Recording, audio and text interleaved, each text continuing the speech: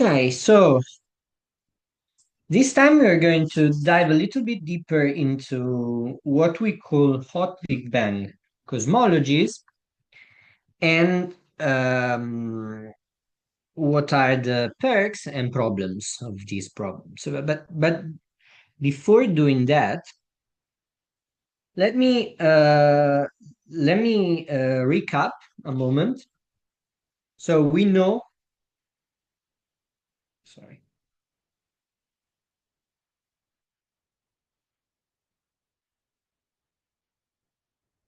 that for a single component universe with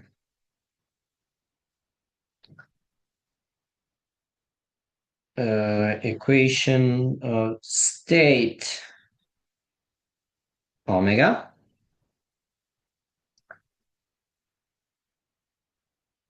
the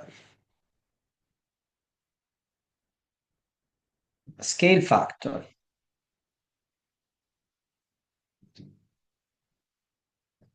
goes as we have a of t will go as t over t zero to the 2 over 3 omega plus 1, right?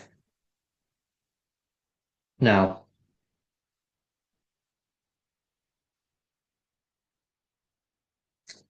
very good.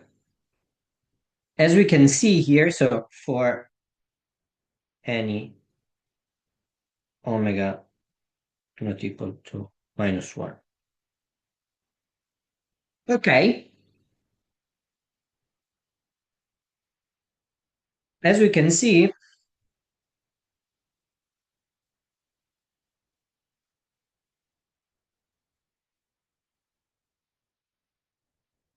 t equals 0 is a singularity.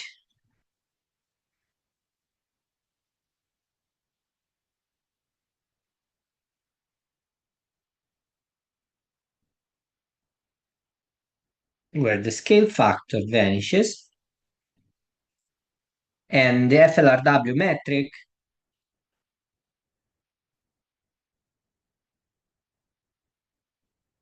is singular.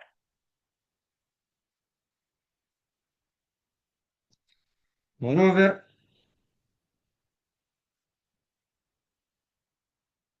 rho, which goes, I remember, as 3 omega plus 1, sorry, minus 3 omega plus 1, goes to plus infinity. So it looks like there is a moment in time when the energy density in the fluid explodes. Okay, and one can picture this as the whole universe being condensed in a very, very dense, very hot, very singular point at the beginning of time. Okay, and this is the idea of the classical Big Bang, right? Something that explodes out of a singularity. Very good. Um, so let me stress another thing. Okay, so you may ask, why? Okay, this is a single component approximation. We know there are multiple fluids in our universe. There is matter, radiation, etc. But if we follow this kind of logic, right? So we know that uh, rho goes as a to the minus 3 omega plus 1, which recall the number of equals variable. This is e to the minus 3 n. Sorry, 3 omega plus 1 n. Now, depending on omega,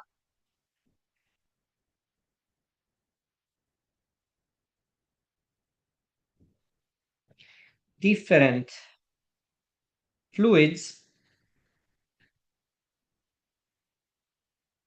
will have a different redshift.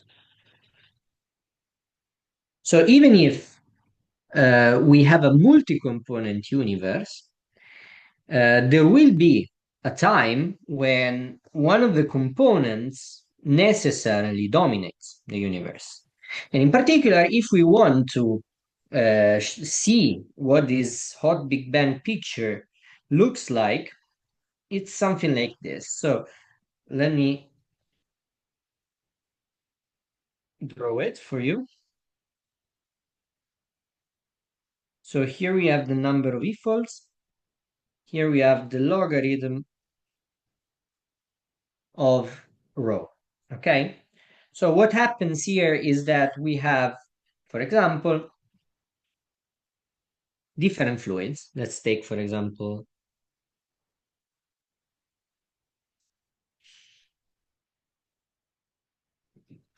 this is radiation.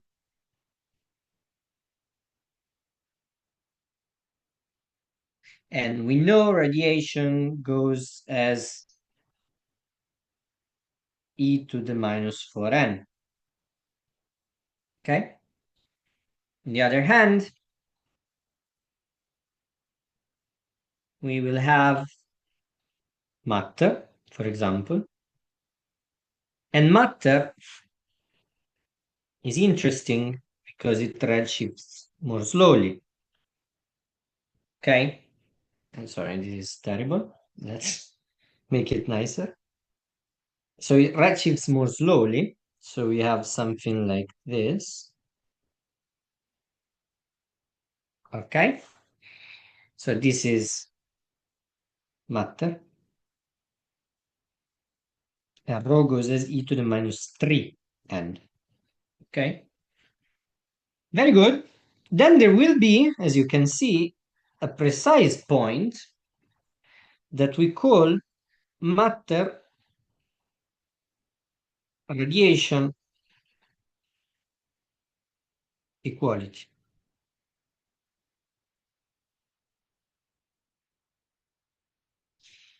At this point in time, what the energy density of radiation, which was dominant before, becomes subdominant with respect to the energy density of matter. Now, these are orders of magnitude, okay? So, as you can see here, you can have a big gap, and until you are about here, okay, you don't even feel the presence of a matter fluid. So there is a good approximation where, so there is a huge part of the universe in which, for very good approximation, the energy density is dominated by the radiation, okay? While the matter is highly subdominant. While after matter radiation equality, you can see that the radiation drops faster, and therefore then the matter part dominates a lot. But then you also have a component of cosmological constant, right? And this is just a straight line. And as you can see, at some point, you will have what is called lambda matter equality. And after that moment, which happened not so far back, okay, and during this moment, the lambda component of the universe dominates. So you can split the various epochs of the universe in different moments of single fluid approximation. With very good results. The only moments in which this doesn't really hold are around this point of equality. There you need a two-component or three-component universe. Otherwise, it's well behaved. Okay, let me sketch a little bit a brief history of the universe according to BBN cosmologies. Now, okay, there is a question.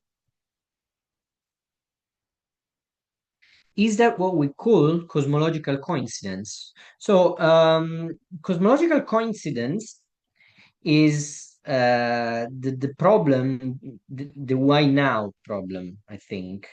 Not sure exactly what you mean by cosmological coincidence, but I think that it's the why now problem, which is we live in a moment where r- just the right amount of dark energy is around. Because if life developed a little bit later on, we would live in a very empty universe because we're in exponential expansion. Okay. So this changes a lot the way we think of the universe. Okay. Now, let me, okay. So let me sketch this timeline, okay, of the events of the universe um, according to the BBM. So let me just a moment, just to give you a complete timeline. I want to have it all in one page. Okay. So here is the arrow. Okay, this arrow of time and temperature. So going down, we have increasing time, and going up, we have increasing temperature. So right around here, at very high temperature, we have the singularity,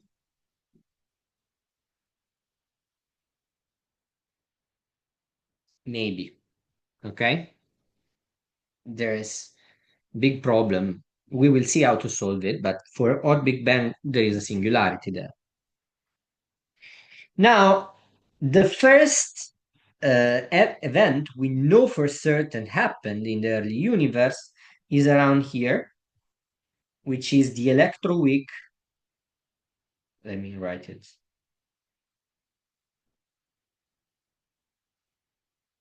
Phase transition.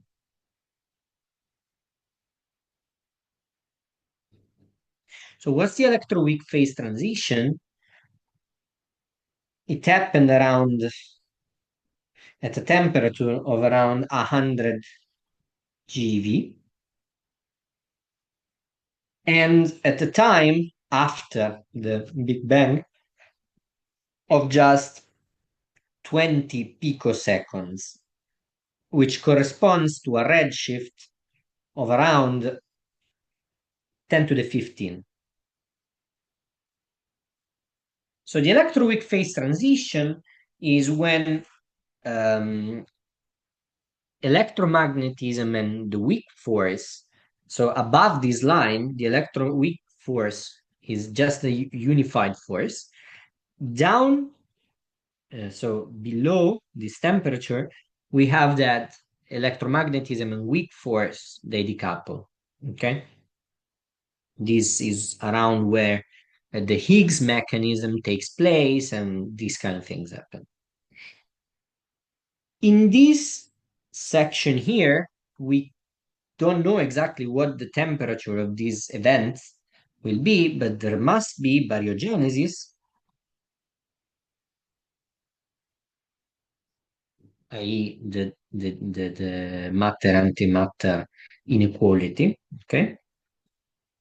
And dark matter freeze out.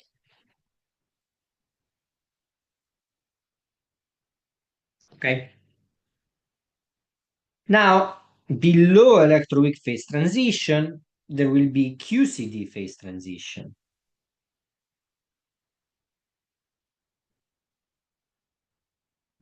So before the QCD phase transition, or in this um, part above, the particles of the standard model, like quarks and gluons, they were around in what's called a quark gluon plasma. Okay?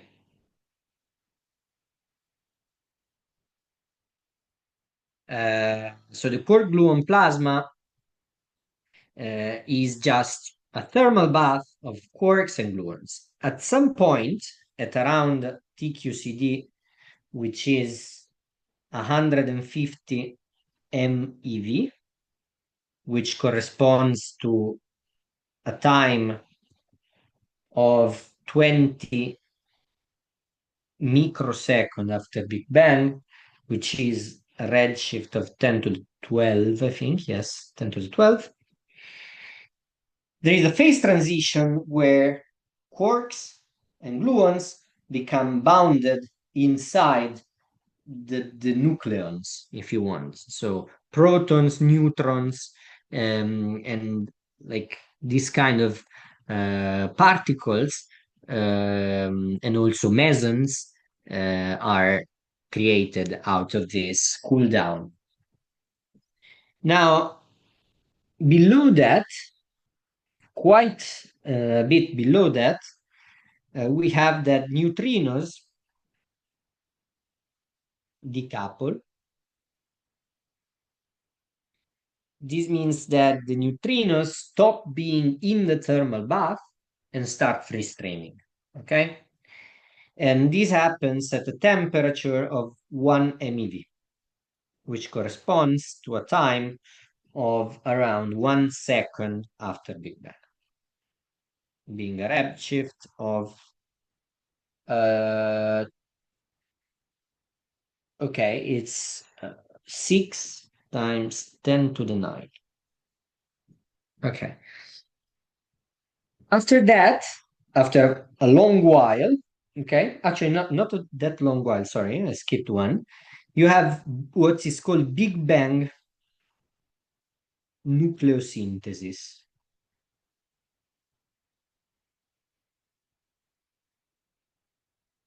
Now, Big Bang nucleosynthesis is a very important, very important process, which happened at a temperature of around 100 kilo electron volt, which is a time of around 3 minutes after Big Bang, being a redshift of around 4 times 10 to the 8. So what is Big Bang nucleosynthesis? It's when nuclei are born out of protons and neutrons that get bounded in a bound state.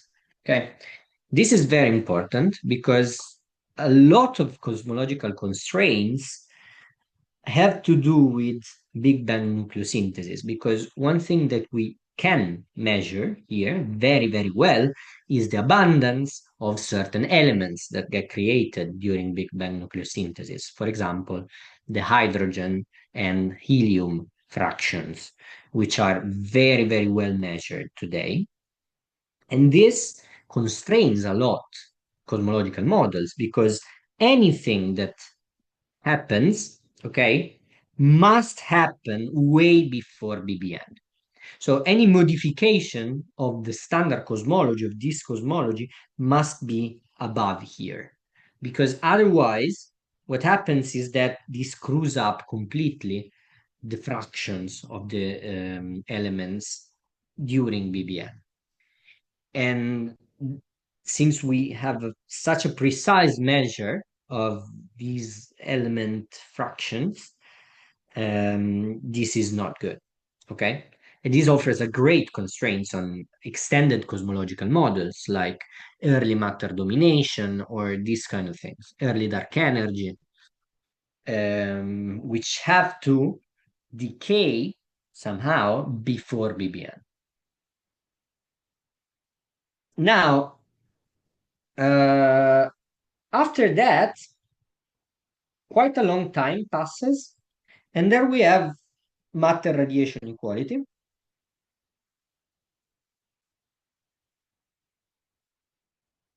That we know precisely how to deal with.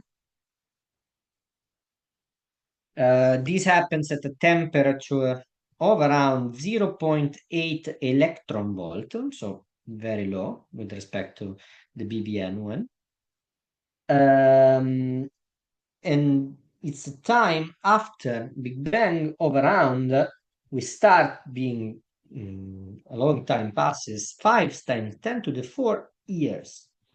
This is a Z of around 3,400. Okay. After that, like very, very soon after that, what happens is that um, we have recombination.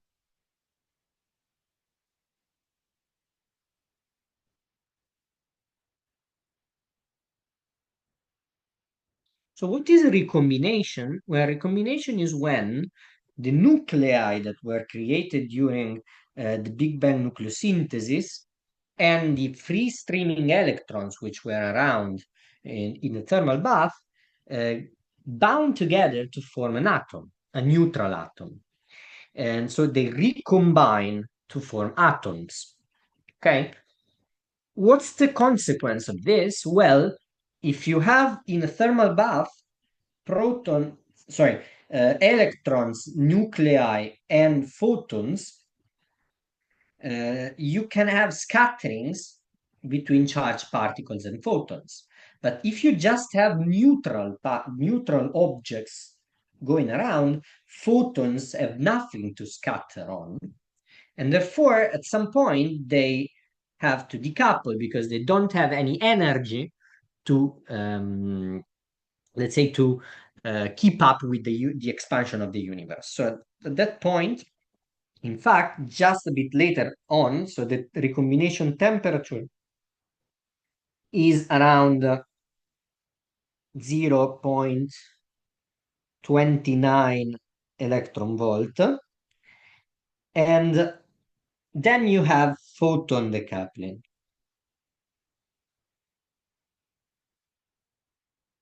Photon decoupling is when the CMB is emitted. Because at that point, photons could not scatter anymore with anything and they just start free streaming. And what we see is a picture of this moment in time.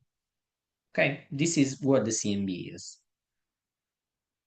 So the Z of CMB, which is more or less also that of recombination, is this one, 290.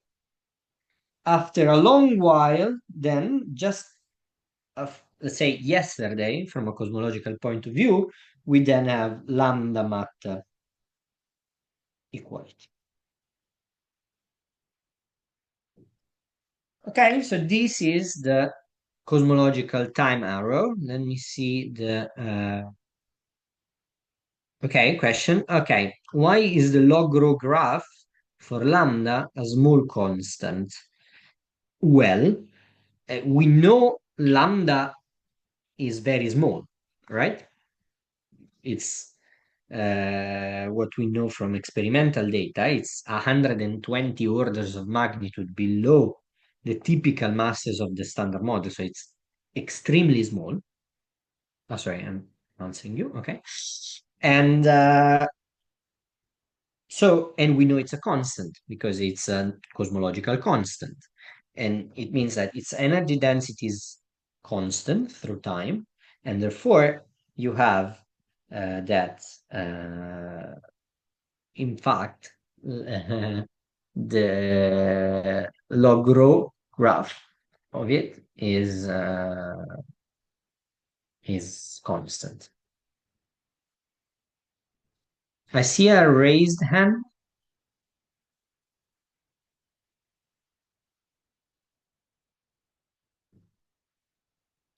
When did BAO happen? In the same phase as photon decoupling? Yes.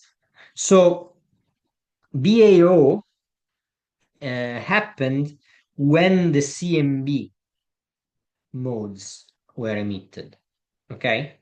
the baryon acoustic oscillations are the oscillations of um, imprinted by the CMB on the nearby um, baryon distribution.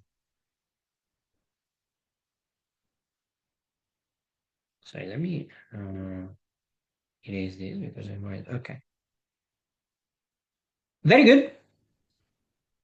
Now let's move on and let's move to something a little bit more uh,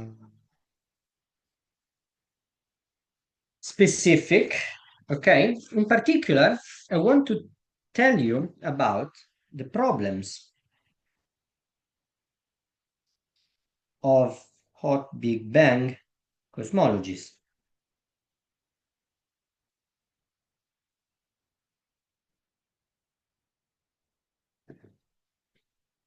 Okay, so we've seen one already. They all have singularities, which may or may not be a problem because, as you know, also black holes have singularities of the same kind, by the way. So, yeah, you may appeal to some quantum shenanigan that make the singularity disappear and everything is fine. But there are a couple of important, let's say, problems which are not going to go away this easily. So there are two fine tuning problems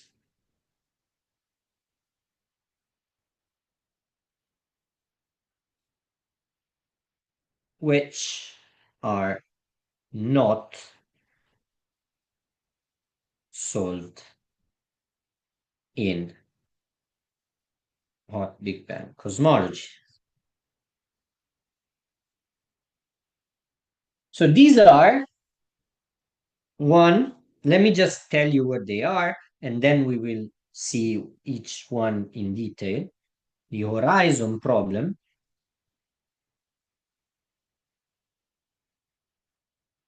and two, the flatness problem.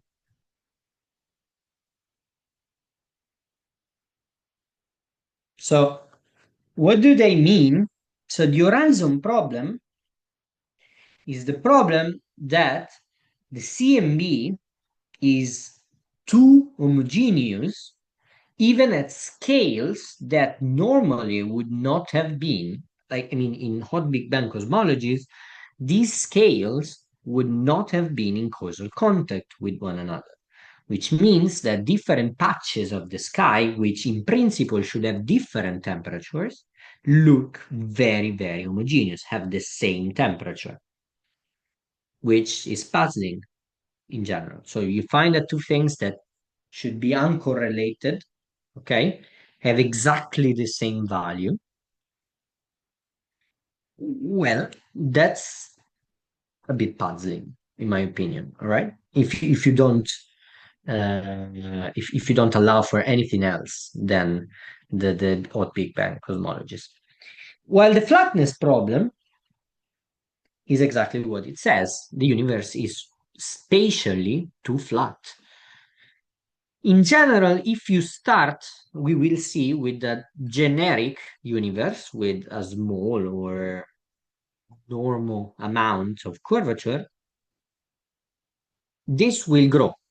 So the amount of curvature in the universe will grow with time in hot Big Bang cosmologies.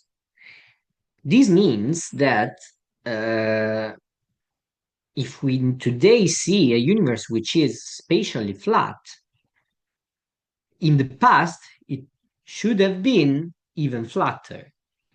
But then it means that we would start with very, very, very unlikely initial conditions with like a fine tuning which is enormous. We will see how much, what degree of fine tuning you would need.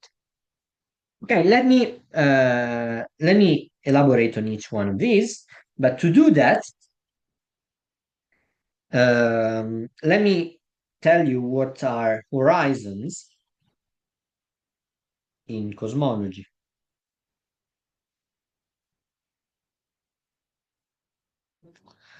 So, to treat horizons,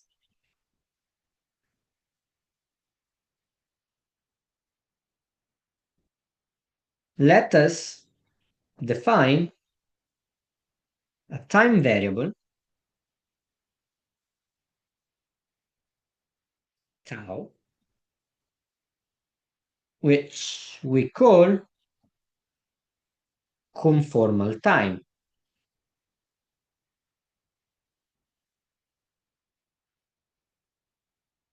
So how is it defined? Well, it's very simple. We have the d tau is dt over a of t. Okay, so simply tau is integral of dt over a of t. So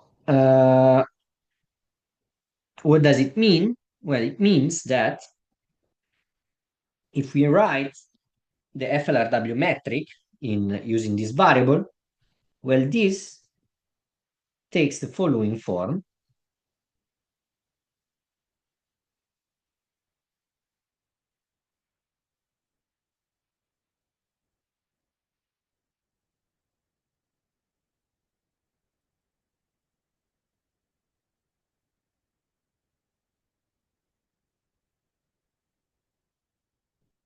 Okay, so it's conformally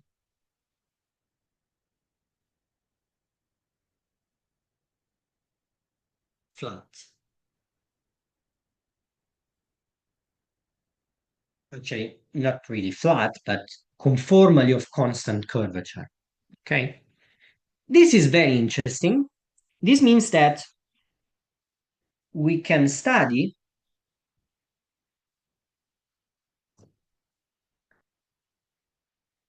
causality in conformal time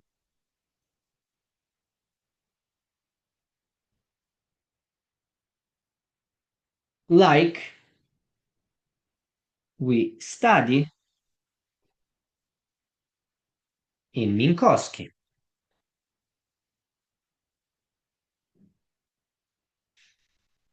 using light codes. Okay, but how do we do that? Let's see. Okay, well, to do that, uh, we see that the maximal distance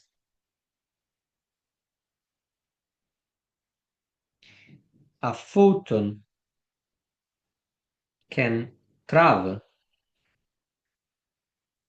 from the singularity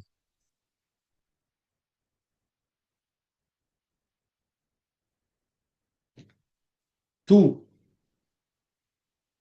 a certain time tau, conformal time tau, is what we call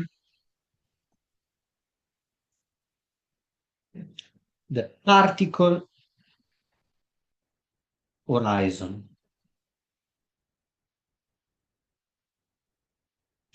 So let's see how to get it.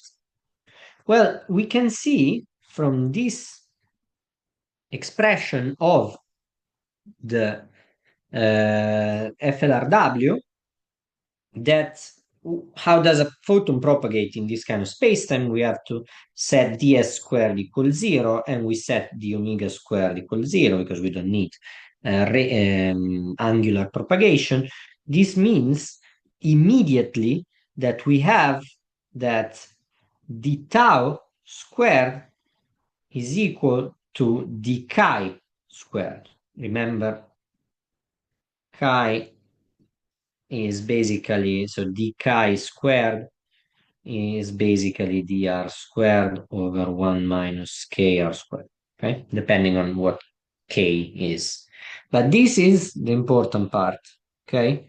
D tau squared is d chi squared. So in terms of tau, you have exactly locally a light cone, exactly as you would have in flat space-time. So you then have that the maximal distance, so what is the maximal distance is what we call dh, so particle horizon of tau, is just the integral from chi at tau equal tau initial up to chi at a certain tau, okay, d chi. But then we have this equality here, which means that this is simply tau minus tau initial, okay? And in terms of cosmic time, this is integral of dt over a of t, starting from the singularity time up to a certain time t.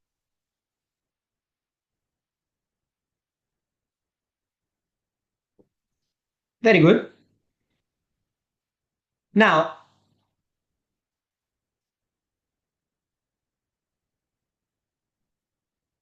a particle that is, so a region, let's say, lying around, outside, sorry, the particle horizon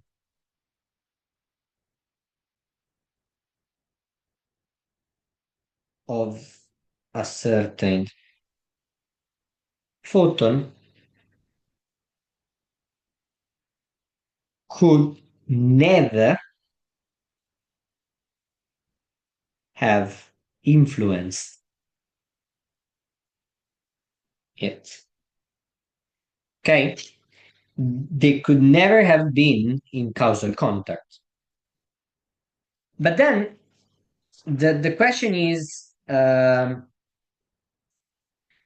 do we make contact with some more concrete aspects of this? Well, it's very simple because we can rewrite this dh of t in time as the integral from 0 to t of a dot over a dot. Okay, I just multiply and divide by a dot dt.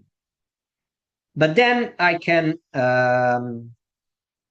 basically I can change variable to a. So this is integral between a initial and a dA over a dot a. But then I can rewrite this as the logarithm of a. And a dot, you can convince yourself, is very easy, is just, so this will be logarithm of a initial up to logarithm of a. And this is ah to the minus 1 the logarithm of a. Okay? So we write it in terms of this quantity here, okay? Where ah to the minus 1 is called Hubble radius.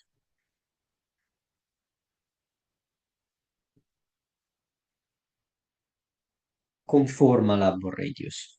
Okay? So, and this ah to the minus 1, the local, this gives the local causal structure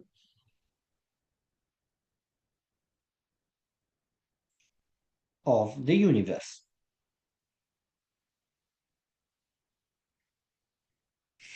So a particle which lies outside the Hubble radius now is not going to influence what is inside the Hubble radius. This is different with respect to what the Hubble, sorry, the particle horizon is, okay? But This is what local means. But we can see, it is easy to see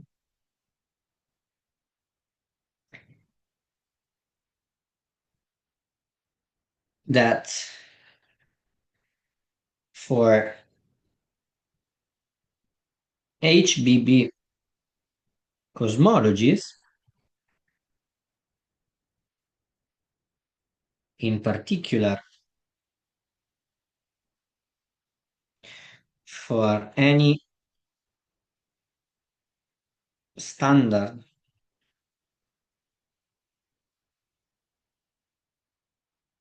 I wrote something badly, I don't know, matter source, AH to the minus 1 is a growing function.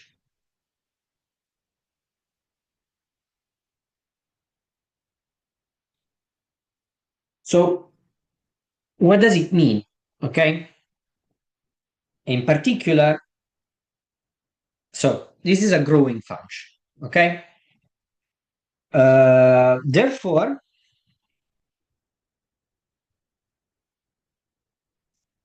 late time contributions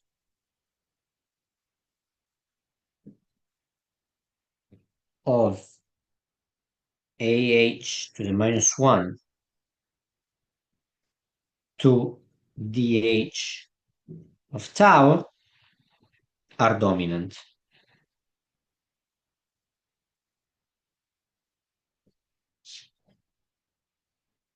Which means that DH, that for HBB cosmologies, DH of tau is approximately AH to the minus 1. We will see that this is precisely the origin of the problems we have seen before. Okay? Now, let's be more precise and let's focus on the horizon problem.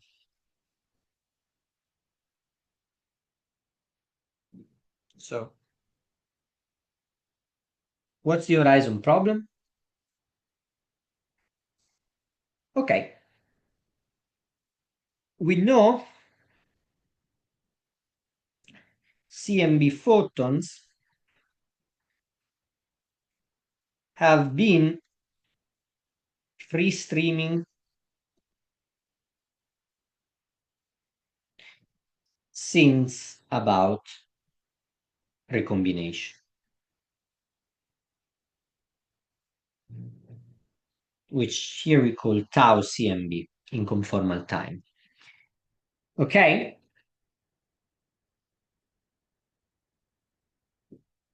Now, since the Hubble radius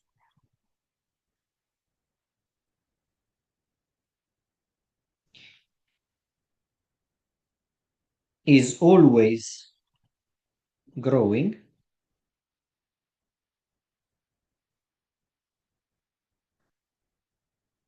it follows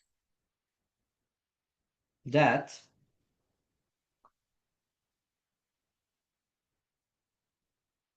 the time between the CMB emission and the initial singularity is much smaller than the time between the CMB emission and today. So the other way around. T0 minus tau CMB. Well, the reason for this is very simple, right? Because as we have seen, this corresponds to dH at tau CMB, and this corresponds to dH at tau 0. But since which goes as AH CMB to the minus 1, while this goes as A0 H0 to the minus 1. But this is, of course, much larger because it's been growing ever since. So there is just a bit of time between the initial singularity and the CMB, and after that, all the of conformal time, of course. After that, all the time, conformal time is spanned there. But this means that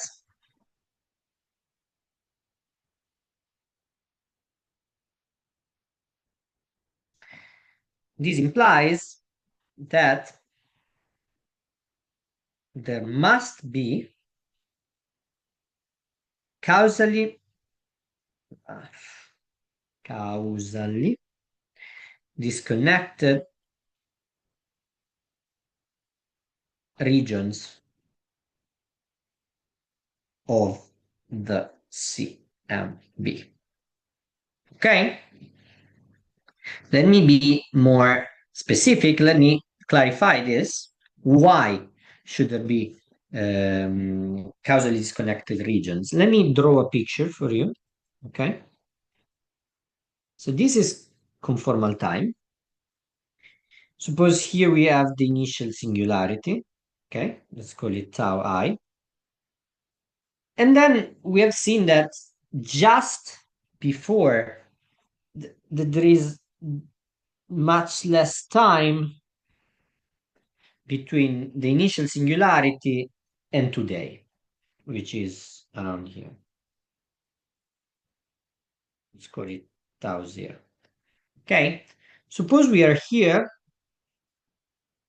okay, and we are watching the CMB. Now, so this is the time of CMB emission. Whatever influenced the CMB must have been in this region here. So, for example, what we know, okay, is that we're observing something that goes this way, okay, and this way. So this is the our observation of the CMB, okay. Now, what influenced this is just this light cone here. So this point P as the past light cone up to the singularity, which stretches through here, while this point Q has this light cone. Okay. Now, when these photons are emitted from point P and point Q, they travel to us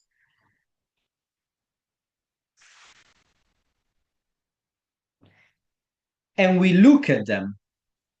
Okay. So what we see is that, so what we know now is that these two photons have never been in causal contact because whatever was in causal contact with P and then the photon was in this region here of the space, and whatever was in causal contact with Q was in this region here. Nevertheless, when we look at them, we see that the temperature of the CMB is the same. The temperature of these two photons is the same. Well, this is something a bit puzzling. Okay? So let me be more precise, even more, okay, and quantify this problem, okay, to see, to just to show you how bad it is, okay. So suppose we have two components universe. We need two components because we will see that these travel through radiation and matter equality. We will neglect the cosmological constant dominance, it's not a problem. Matter, which redshifts, remember, as a to the minus 3, and radiation, which redshifts as a to the minus 4. Okay? And suppose the initial density of matter is smaller than the initial density of radiation. This must be because otherwise we would have just one component, which is matter. Then there must be a time,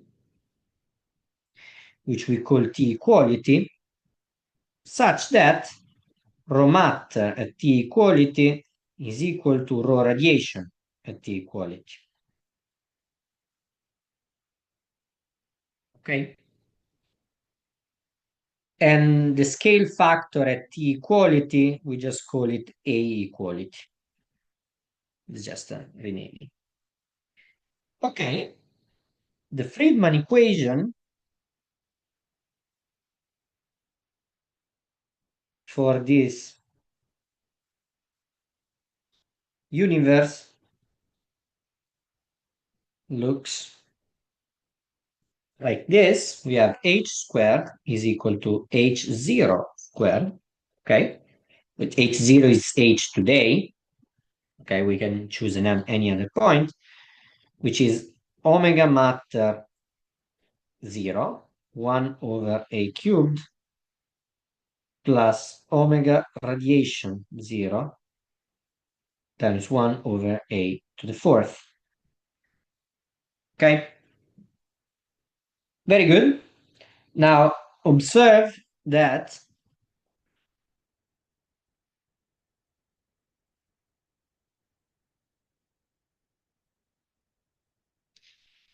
what is omega radiation 0? Well, omega radiation 0 is just A equality times omega matter 0. It's very easy to prove.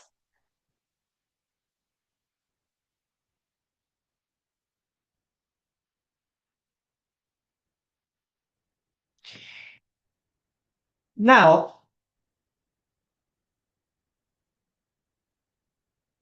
if this is the case, we can substitute in omega matter everywhere. And what we get is that h squared is equal to h0 squared over a squared times omega matter 0 times 1 over a squared plus a equality over a. Sorry, 1 over a equality over a squared. Which implies that AH squared is H0 squared omega matter 0 A plus A equality over A squared. Therefore, we can find the Hubble radius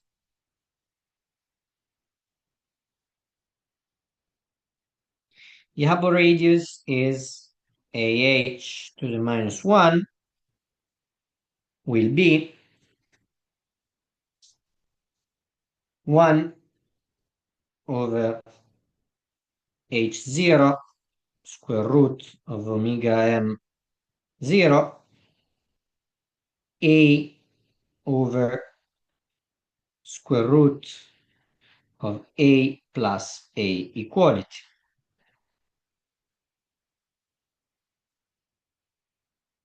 Right? Now, we want to find what is the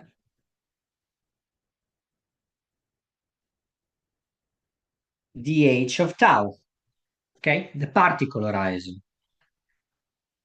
So what can we do? Well, this is very simple. We set, this is arbitrary, so we can set tau I to 0. So this is possible because, as we can see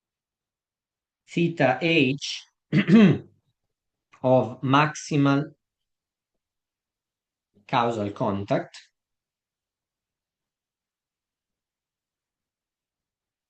as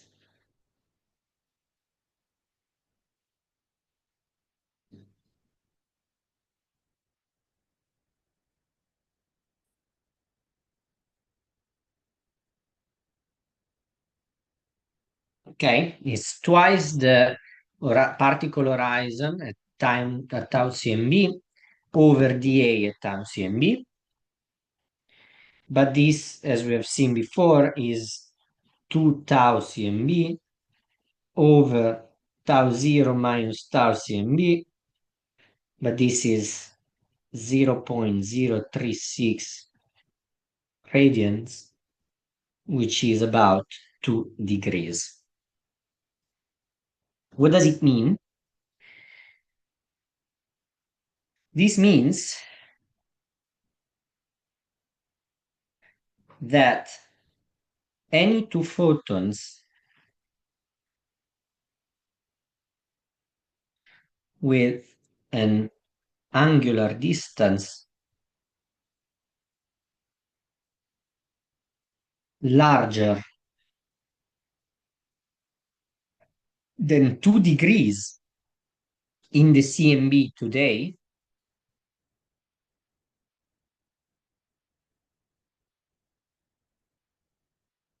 have never been in causal contact.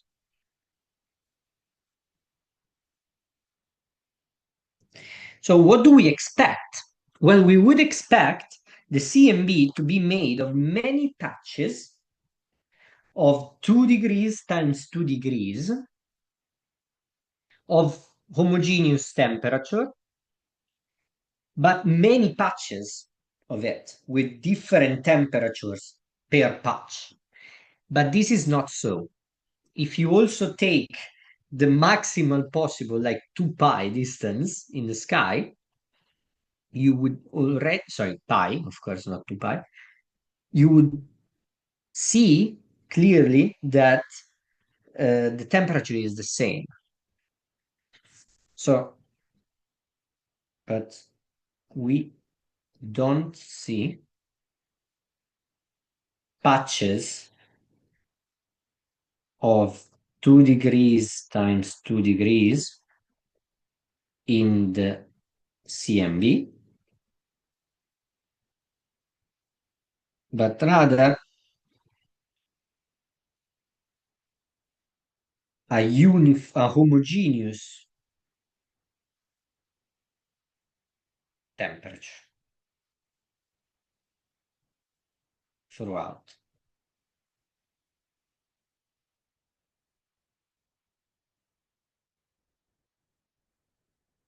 And this is the horizon problem.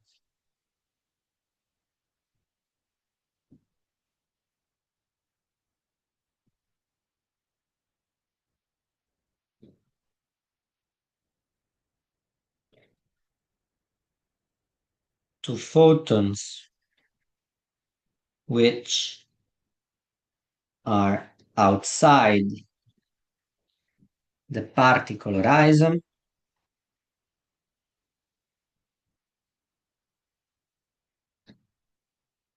have the same temperature.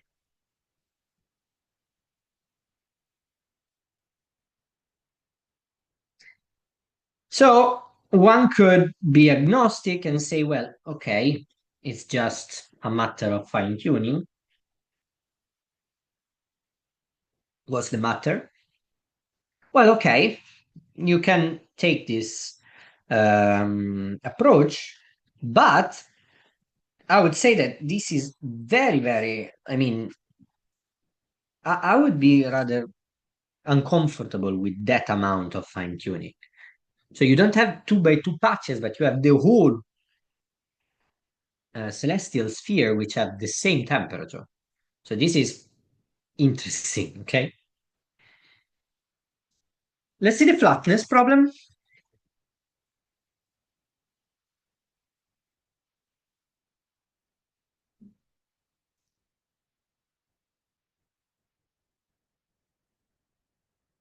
So what is the flatness problem?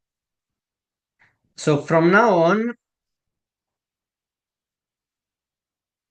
just to um, shorten the notation, let me define. This is called the reduced Planck mass, which is defined as 1 over 8 pi g Newton under square root. This is about 2 times 10 to the 18 GeV. It's just a it's just a mass. Okay, it's just a combination of variables which is very useful in fundamental physics, but it's for us is just a shorthand notation. So Friedman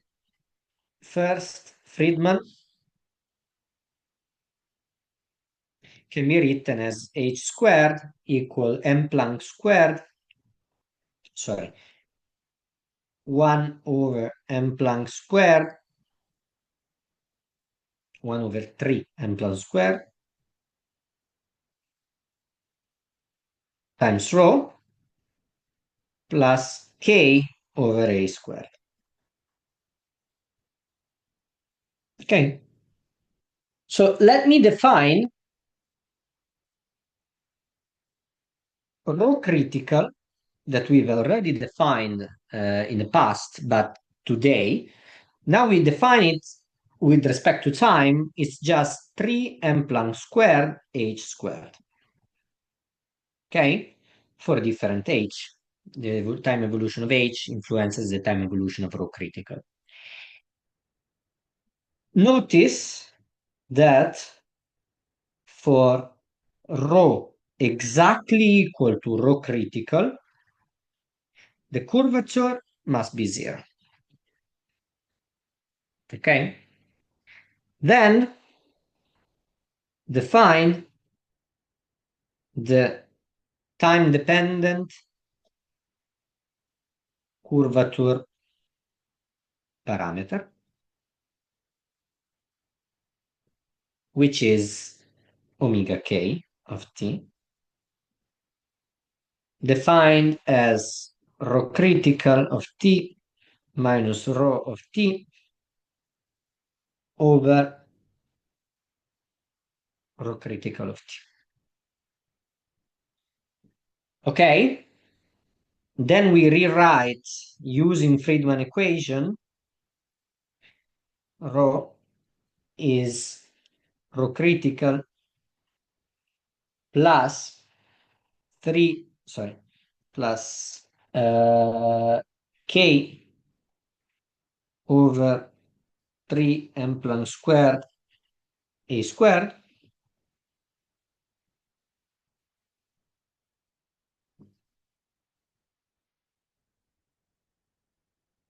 Therefore, let me write it here, we can rewrite omega k of t using this, plugging it into here and recalling what omega k of 0 is, which is 3k over m Planck squared.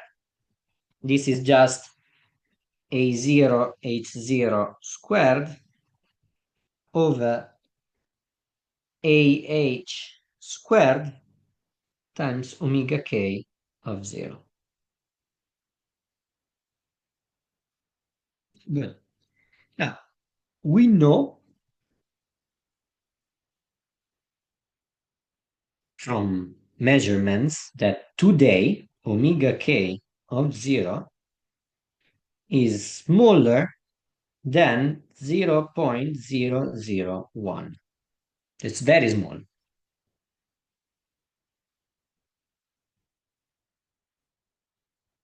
But for big cosmologies, ah to the minus 1 is always growing.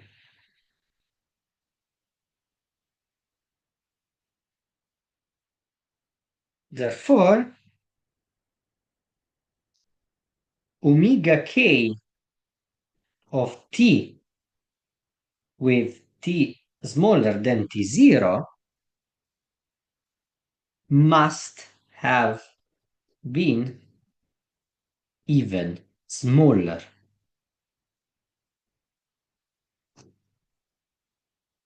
So today the universe is flat, but what this says is that the universe in the past, if today is flat, it must have been even flatter because this quantity here, 1 over ah squared, is growing. So omega k of t tends to grow. Okay? Let's make it more precise. Okay? Let's suppose we have that two component universe like matter and radiation. Okay, as we have seen,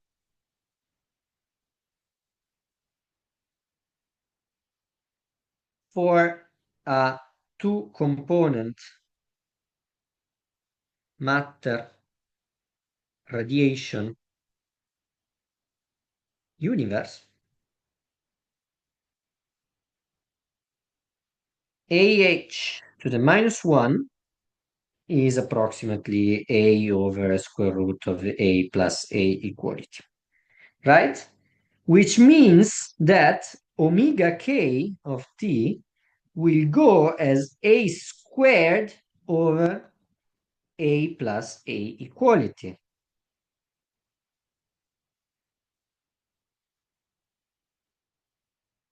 This is incredible, right? Now we see that for a much smaller than a equality, which means before uh, matter radiation equality, this goes as a squared, while for a much larger than a equality, this goes as a. Okay? So basically, in radiation and matter, this changes, but this is the overall behavior. Now, and it's always growing. Now, let's see what this means in particular.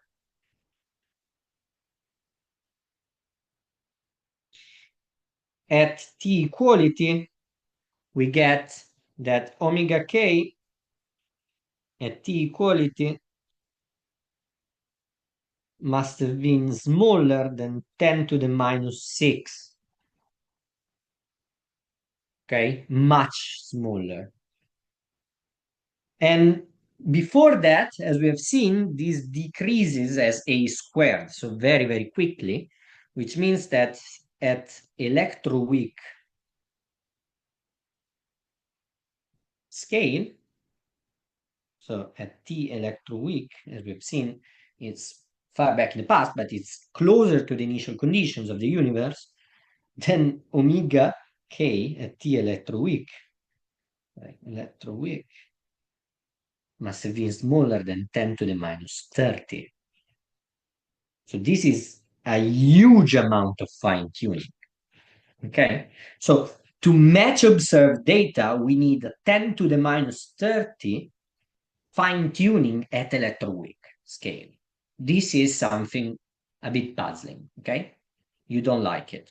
Either it's precisely zero for some unknown reason, but something which is precisely zero doesn't really want to stay precise zero. You have quantum fluctuation, you have a lot of things. So any small perturbation will move it away from zero. And if you move it away from zero, this will grow.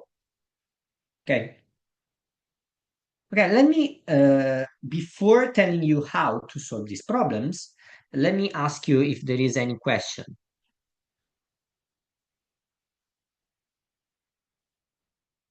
So we take a moment of break.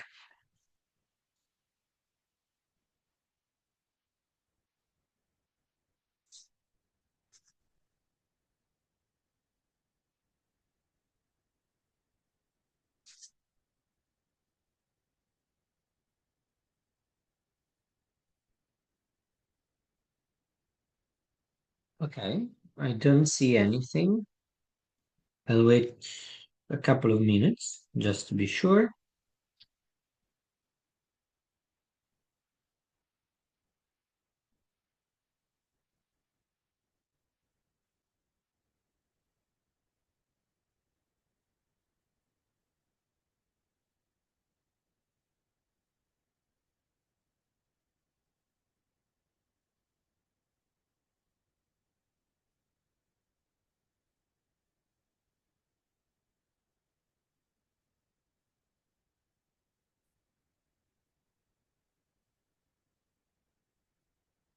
Okay.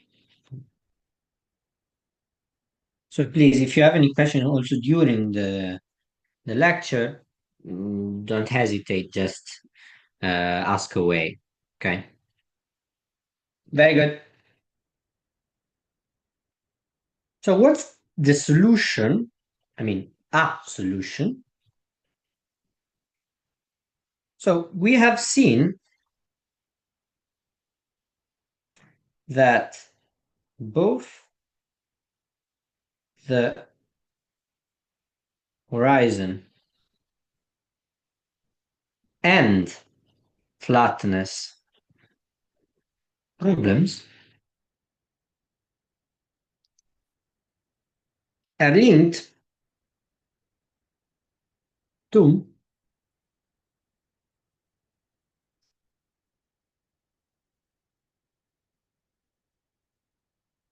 so these are linked to the fact that the Hubble radius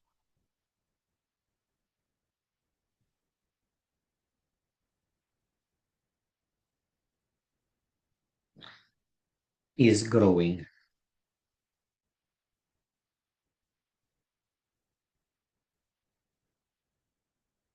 So, what's the simplest solution? What happens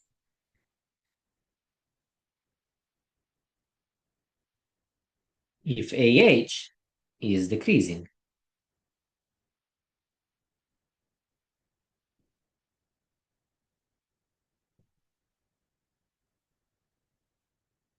So, this doesn't look natural from the point of view of these hot Big Bang cosmologies, okay? But this doesn't matter, okay? This is a solution, okay? Let's see what happens. So, first of all, what does it mean?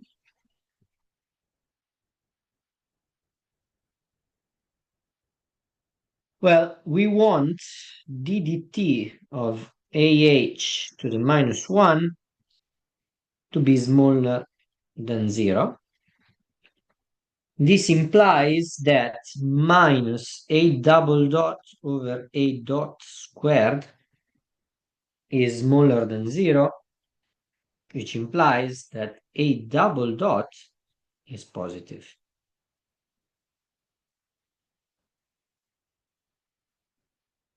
Okay, so a decreasing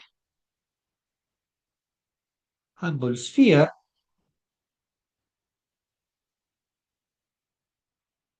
implies a, an accelerated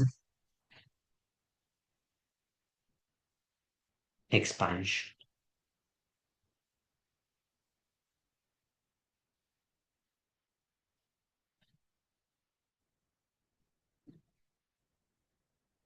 Hmm. So, how does this solve? How does an accelerated expansion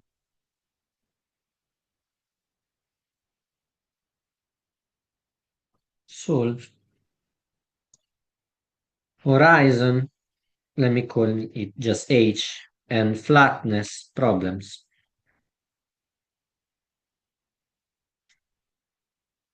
So, the idea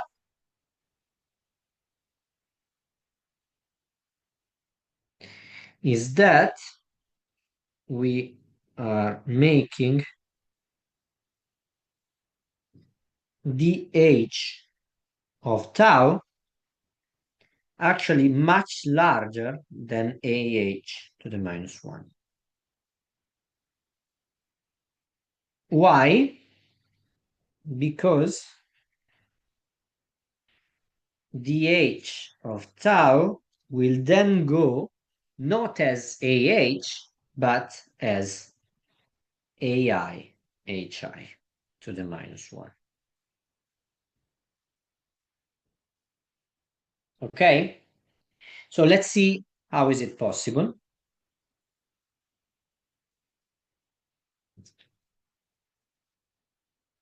A solution to H. Well, we have seen that dH of tau is integral between the logarithm of AI times the to the logarithm of A of AH to the minus 1, the logarithm of A. Okay?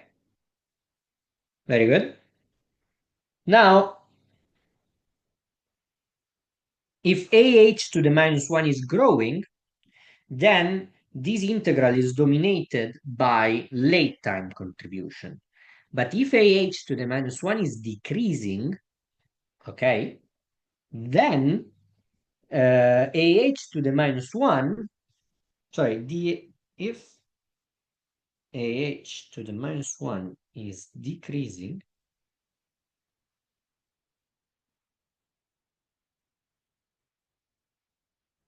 HI to the minus 1 is larger than AH to the minus 1.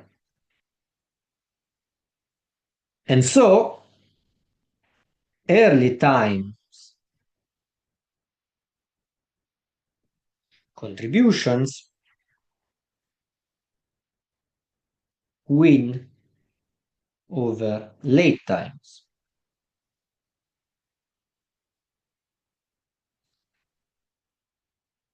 Okay, let us be more explicit. For a single component universe,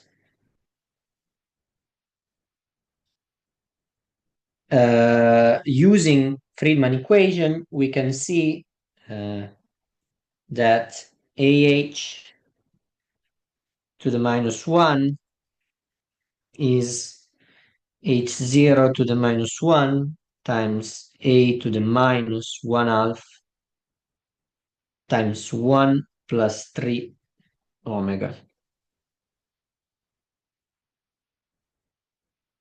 This is easy to prove. You just plug in.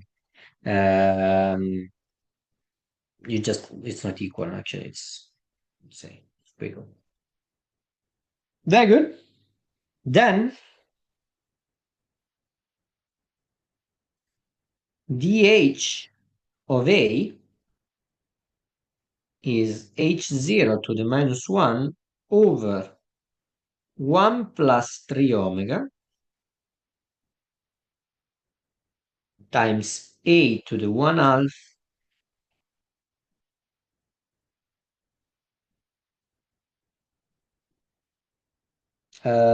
sorry, it's plus 1 half here. Sorry. A to the 1 half times 1 plus 3 omega. Let me see. No, it's minus. It's minus. It's minus. Sorry. It was a typo in my notes. Minus AI to the 1 half 1 plus 3 omega. Okay? It's just simple integration.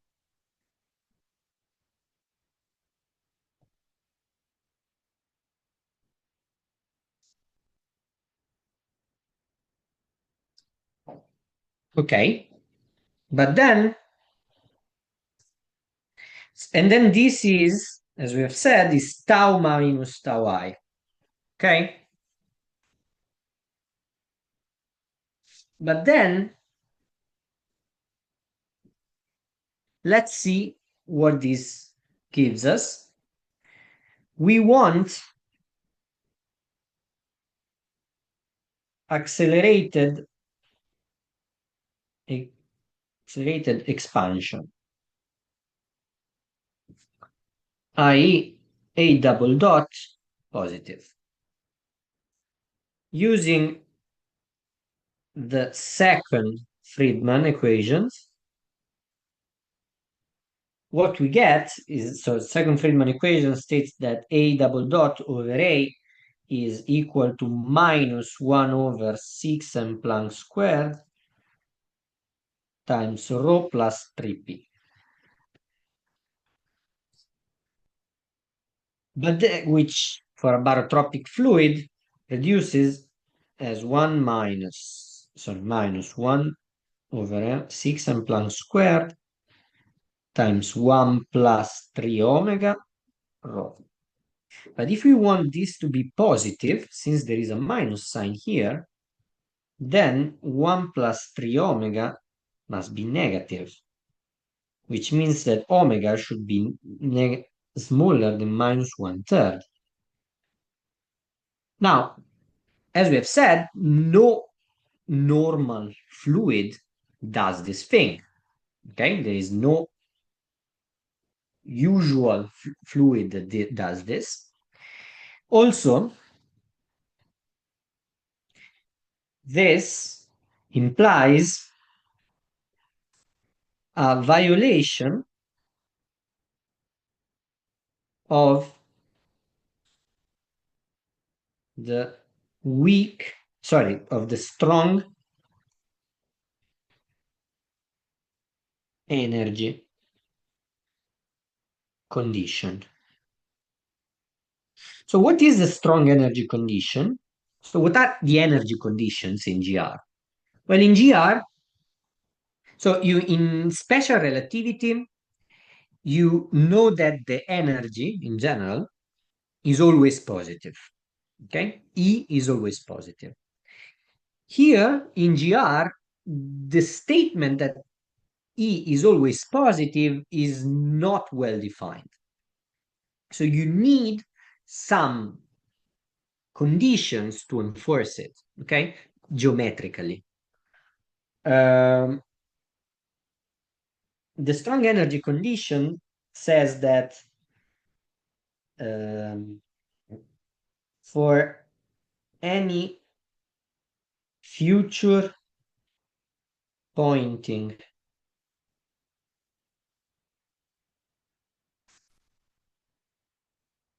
time-like vector,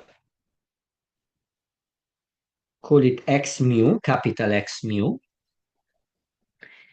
The strong energy condition says that the energy momentum tensor T mu nu minus 1/2 P G mu nu contracted with x mu x nu should be positive.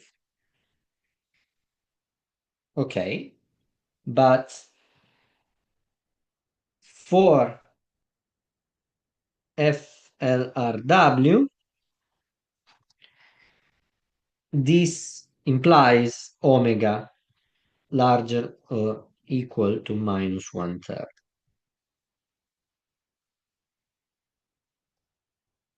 Proved by exercise.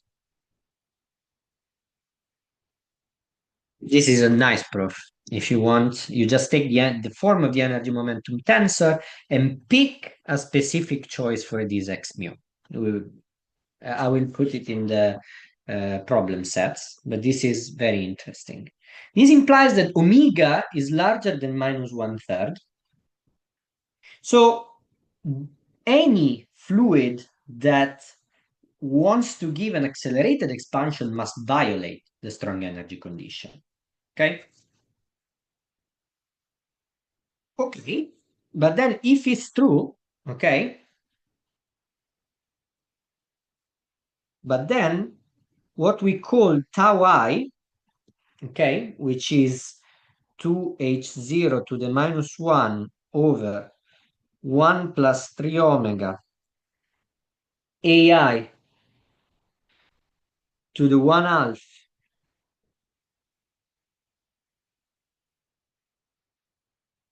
1 plus 3 omega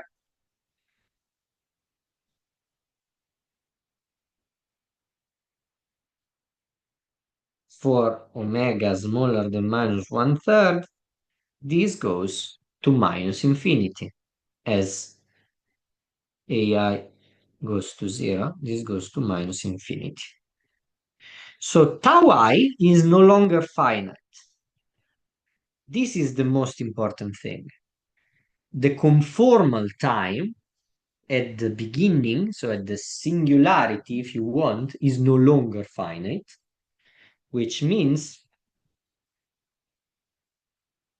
that the hypothesis of tau CMB minus tau I is much smaller than tau 0 minus tau CMB is violated. This time we have that tau CMB minus tau I it's much larger than tau 0 minus tau CMB. Now, we don't really need to go all the way back to the singularity. We can have a transient period of acceleration which lasts long enough. In fact, if we have a transient period of accelerated expansion, we can solve the horizon problem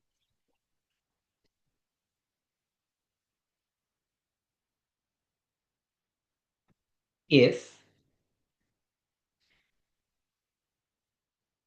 tau I minus tau E it's much larger than tau 0 minus tau CMB. What does it mean, tau I minus tau E?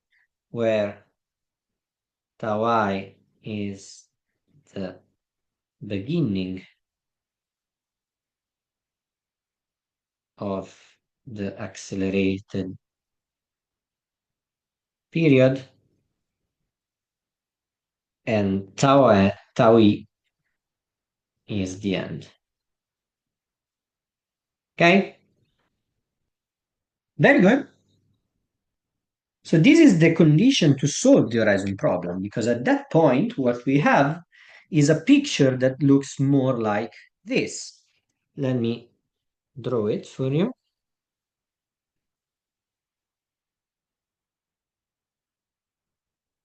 This is time. So we have the singularity, which now is not at a finite time, but it's at minus infinity. Okay? Then at some point we will have tau equals 0, which is just the normal time. Tau equals 0, not t equals 0. Then we will have tau CMB here. And here we will have today. Okay? This is tau 0. So we sit here. Okay? We see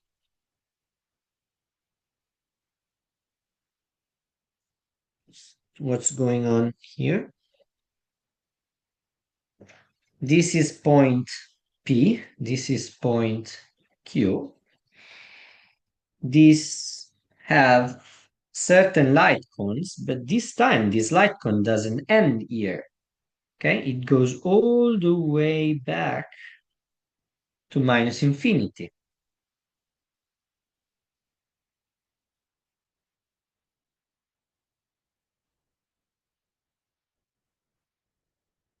Wait,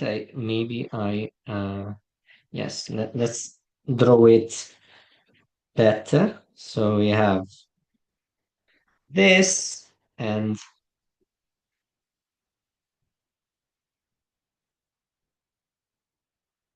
this. And as you can see here, we have an overlap. Now, of course, this is just a picture.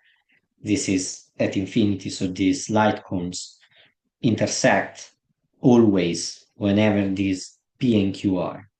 Okay? So we solved the horizon problem because point Q and point P were in causal contact down here, which means that the photons of the CMB were actually in causal contact when so at some point, then they exited causal contact and then they re-entered causal contact when we measured them. Okay, this is very, very interesting. Okay, this means that the horizon, so the Hubble horizon, the Hubble radius today is much smaller than the particle horizon today. Okay, this is very important. Okay, what about the solution to the flatness problem? Okay, well, the flatness problem,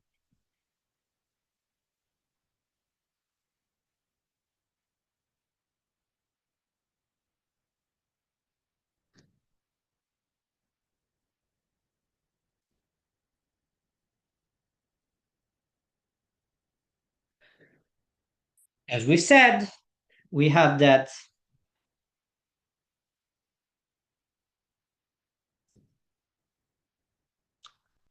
omega k at a certain time t is given by AIHI squared over A0H0 squared times omega k of ti. Okay, this is always true. Sorry, there's no zero here. AH squared. Okay, so this is always true, and it means that if AH is growing, then omega k of t is growing with time. Very well, but if AH to the minus 1 is decreasing, then omega k of t is also decreasing.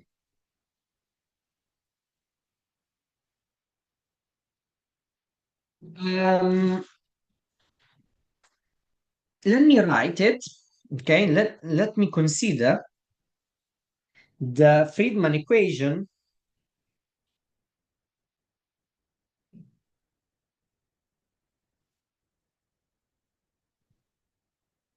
in the presence of curvature. So what we have is we have AH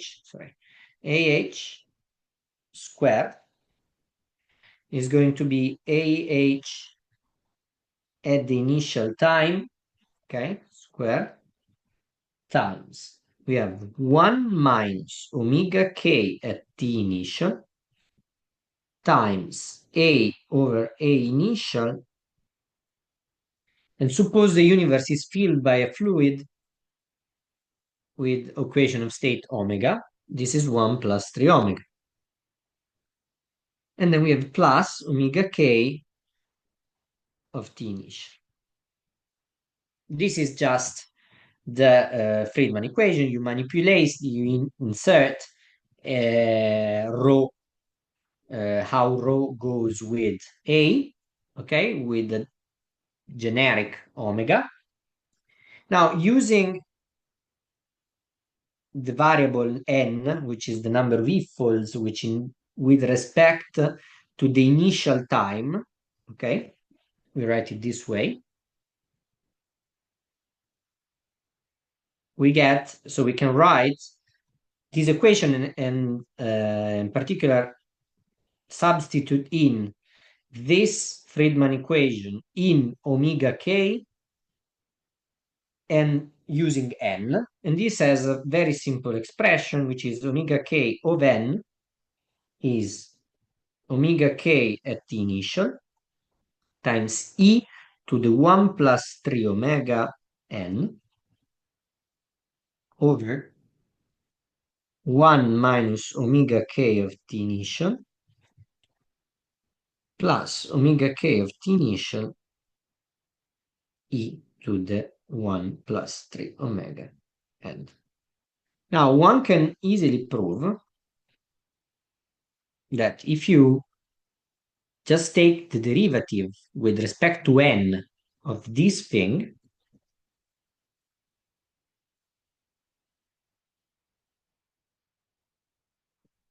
we have d omega k dn. This can be put in the following form. We have 1 plus 3 omega k of n times, sorry, times 1 minus omega k of n. Okay? Now here is very simple to see what are the fixed points of these problems. The fixed points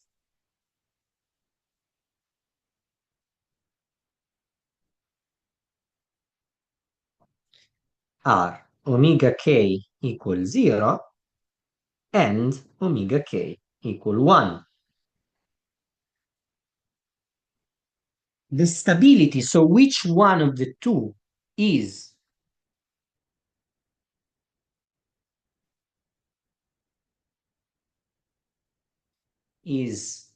a stable fixed point, i.e. an attractor, depends again on the sign of 1 plus 3 omega.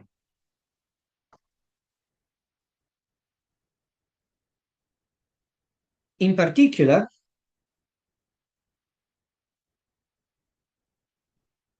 if 1 plus 3 omega is positive, so omega is larger than minus 1/3, and omega k of ti is different from 0, let's say it's positive,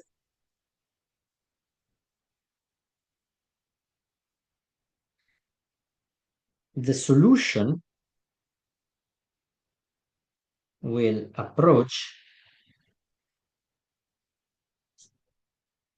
omega k equal 1. So the system will go to omega k equal 1, which is the fixed point of the theorem. If omega k at t initial is negative, it diverges, which is some sort of bouncing of the universe. This is a problem, if you want, of this, the formulation of the system. While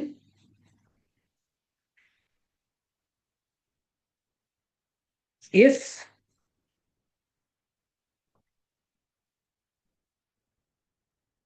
one plus 3 omega is negative, what we have is that the absolute value of omega will go as e to the minus 1 plus absolute value of 1 plus 3 omega times n, which will go to 0 as n goes to infinity.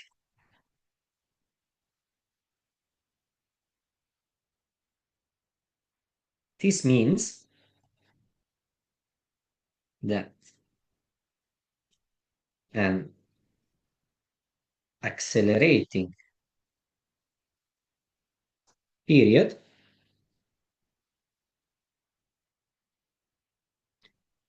will flatten out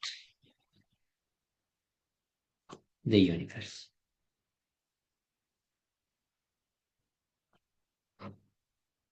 So it's incredible how this simple idea of having an accelerating phase of our universe, of the expansion of our universe, can solve these two problems at the same time.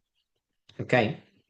And also, it kind of makes useless the idea of a singularity because you can have an eternal inflating universe at some point. So, the period of accelerated expansion is called inflation.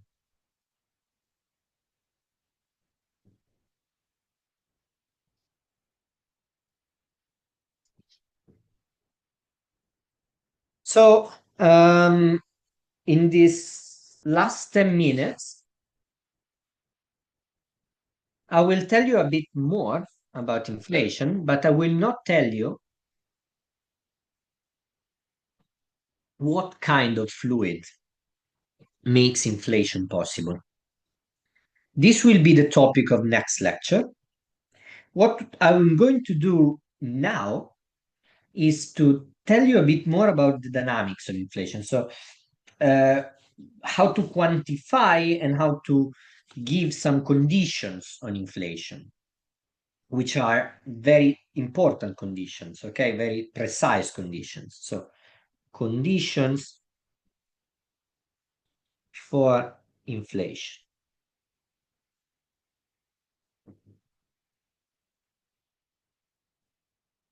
So, we said the fundamental idea behind inflation, we have a shrinking Hubble radius.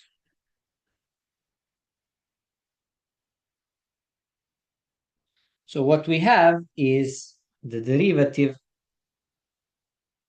of AH to the minus 1 is negative.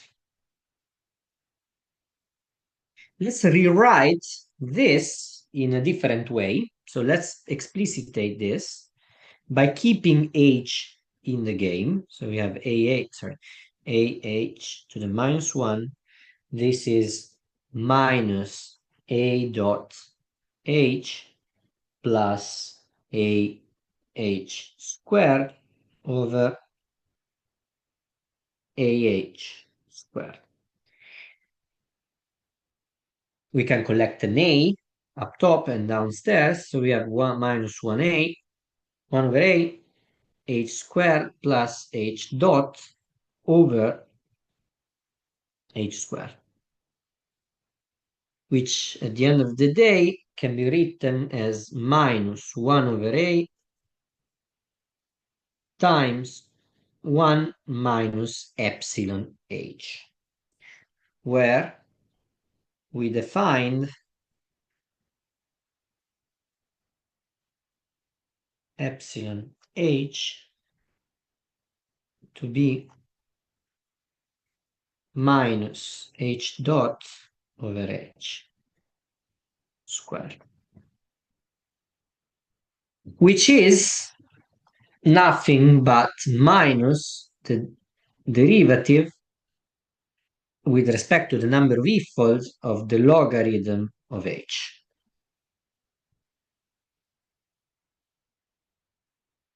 So we have inflation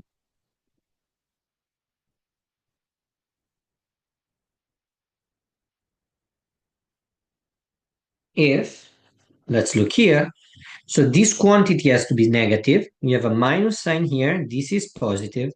This has to be positive. So epsilon h is smaller than 1. But then we look at what epsilon h is. So, but epsilon h is the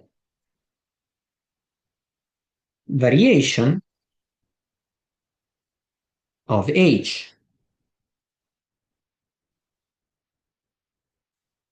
So it's the, let's say, fractional variation.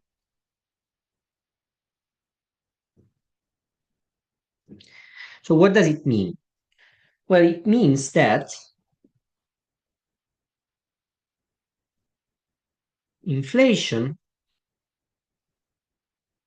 is a period in which h varies very slowly.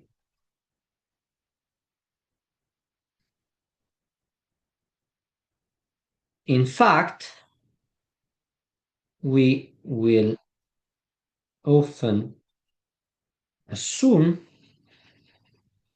not just that epsilon h is smaller than 1, but epsilon h is much smaller than 1, which means that h is almost constant during inflation.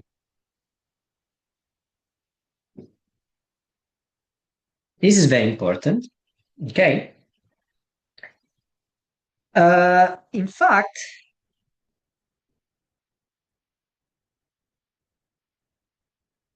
the limit epsilon h goes to 0, which means h equal constant, reduces to a de Sitter space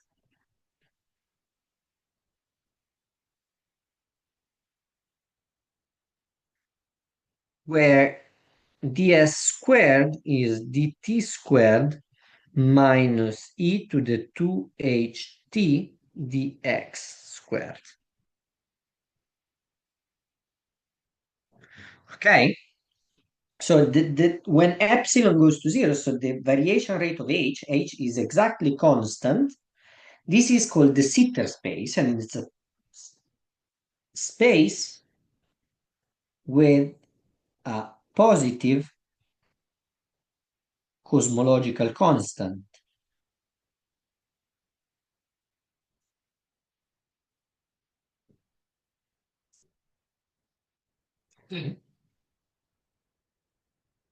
However, we don't want this. So a space where there is just the cosmological constant is an empty and cold place, which is nothing like our universe. Okay? So we want inflation to end at some point.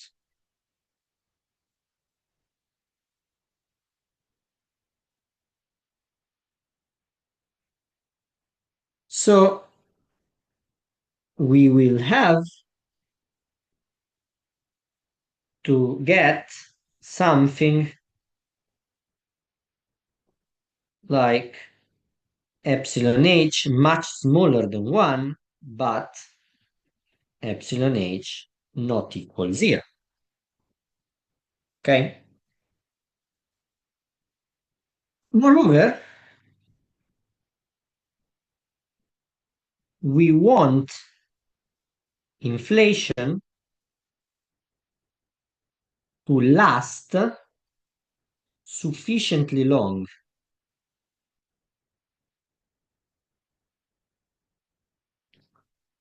to solve the horizon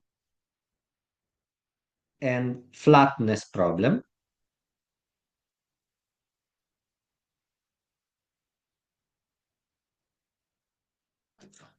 So let's define the following quantity, which we call eta h, where eta h is the fractional derivative of epsilon h with respect to n, which is just, we can also rewrite it as epsilon dot over h epsilon h. Okay? Somehow this tells us for how long epsilon stays small. And we want also eta h to be small. Otherwise, if eta is large, epsilon varies rapidly and inflation lasts not long enough. Okay? So the conditions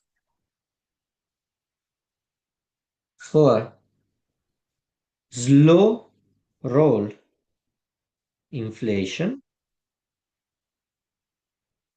we will see what slow roll means, are epsilon h smaller than 1, often much smaller than 1, and eta h smaller than 1. And these two are called oh, slow roll parameters.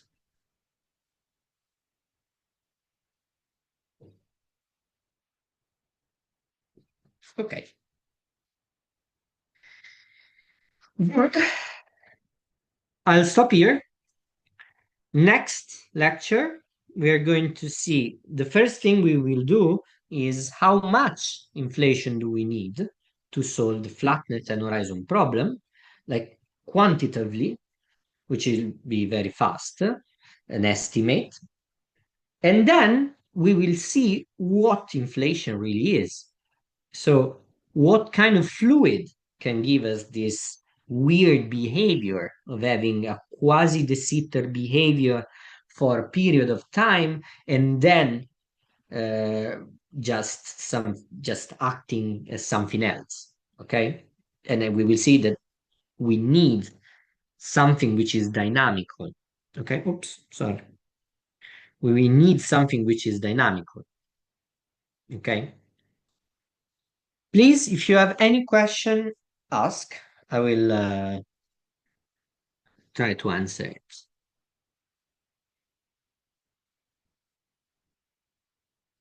Should I stop the recording? Mhm. Yes, please. Okay, thank you. Thank you.